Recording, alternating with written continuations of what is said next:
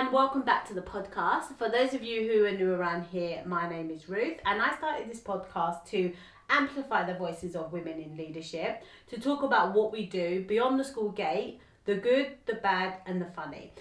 This episode is all about pretty privilege. I know, I hear you yell, Ruth, have you been under a rock? This is a relatively new term for me. I've not heard it phrased in those two words together in that order before. And I'm sure there's loads of you yelling at Spotify, the podcast, or on YouTube saying, where have you been? You've been under a rock. But I've never heard of those two words in that order, in that context together before. And I just thought, wow, that's really interesting as a concept. And then I've been thinking about it, and I thought, I'll be interested to find out what the viewers' thoughts were on pretty privilege, but within the workplace. So I put out a little bit of a poll on Instagram, and my flabbers were ghasted. 100% of people, 100% of people said that pretty privilege exists within the workplace. What?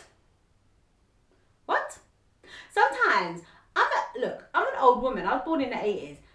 But sometimes I feel like I'm a 10-year-old sometimes.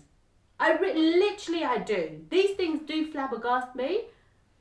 Surely we're just treating people based on what they bring to the organisation and their skill set. I'm sorry. Why are we judging people on their boat race? I don't understand it. I don't get it. I will judge you if you're good at your job. I just think it's such an interesting concept, because I just think that, I don't know, pretty privilege. So I suppose online, some of the comments people were saying was that there's some people within the workplace get different job opportunities, get promotion opportunities. Some people in the workplace get special projects. Some people in the workplace are able to behave a specific way that somebody else isn't. They're afforded specific luxuries, I suppose, because of how they look. I think that's wild. And I do wonder if that's an intentional thing or an unintentional thing. I wonder if it's, you're gorgeous, so I'm intentionally going to put these things on your plate, or I'm going to intentionally give you these opportunities. Or if it's a subconscious thing, it's like if you're scrolling on Instagram, we're all guilty of it. So please don't try and come for me, because I will feel violated. We're all guilty of it. You might scroll on Instagram and then you find yourself liking something, but you don't know what the content of that post was. But because it looked nice, you like it, right? And I think we're more and more in that culture of aesthetic. That word I don't think has ever been used the amount that it's being used now. If it's aesthetically pleasing, so I wonder if that just happens by default and people don't actually realise that they're actually doing it. I think that's such an interesting concept.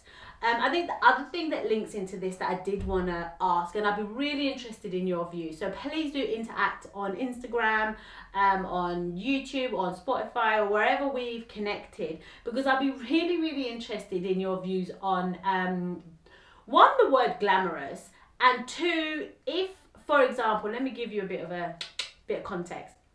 You're working away in your office. This, by the way, didn't happen to me. I wish it did. I think the best thing I've been called at work is a beautiful honey-coloured girl, but that's a story for a different day. I wasn't offended. I absolutely lived my best life that day. So that, if you want to know the story behind that, comment down below, and I'm more than happy to do a full episode on being called a beautiful honey-coloured girl. However, I digress. You're sitting at your job, blah, blah, blah, and then somebody's going around the whole office. There's a new starter, or a partner that's come in, or there's an external body in the building, and everyone's coming around introducing, everyone's on their best behaviour, nice to meet you, everyone's being super engaging, and then they rock up to you and say, hi, this is Sarah, this is the glamorous Sarah. How do you feel? I think it's so interesting. I'm not going to give my opinion on this because I really want to hear what you guys think. And then I'll then come in the comments or on Instagram with some of my thoughts and views on it. How would you feel? You're working away, you're minding your own business, and this person, and I'm intentionally not saying what level this person was in the organization, what their gender was, where they were in the hierarchy compared to you. I'm intentionally not saying that because I think that leads us down a different path, and that's not the path that I'm gonna take this conversation down. So it's a colleague who says that Glamorous Sarah, blah blah blah blah blah. How do you think, and what do you think, and how do you feel about that comment? Do you think it's appropriate? Do you think it's inappropriate? Do you not care? Are you gassed because you're like, yeah, I'm glamorous, you better see that? Like, how do you feel? I'm really interested in your views and opinions on that. And also, please comment down below on what your views are in regards to pretty privilege within the workplace. Does it exist, and does it have a place? Also, are you on one of those ends? Are you somebody who has been afforded pretty privilege? Are you somebody that's not been afforded pretty privilege? Not to say that you're not pretty, but have you been afforded it? Have you not been afforded it is the question.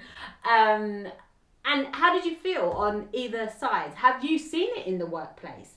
And how did you feel? And did you say something? Did you address it? Did you flag it? Did you ask for some clarification as to why that person was given that project and you wasn't, when you may be more qualified or more experienced and have more capacity? Yeah, just really interested to hear kind of your thoughts and your views on pretty privilege and being called glamorous. So thanks again, guys, for listening, and I shall see you in the next one. Bye.